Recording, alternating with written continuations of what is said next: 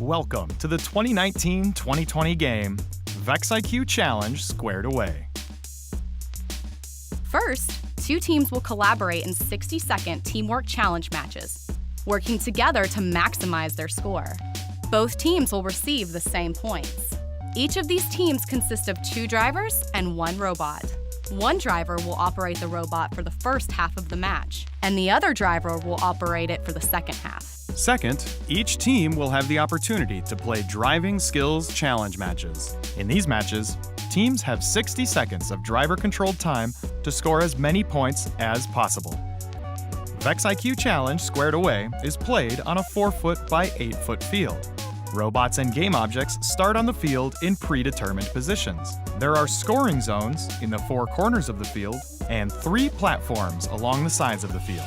Be sure to double-check the robot and starting position rules this year, as they may not be the same as previous VexIQ Challenge games. The scoring objects in VexIQ Challenge Squared Away are 3-inch diameter balls and 7-inch cubes. There are a total of 35 balls and 7 cubes on the field.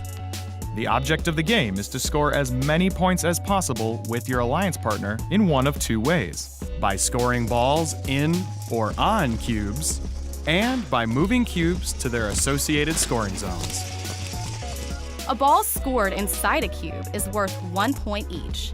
A ball scored on top of a cube is worth 2 points each. Teams will have to experiment with balls and cubes to figure out the best way to score points here.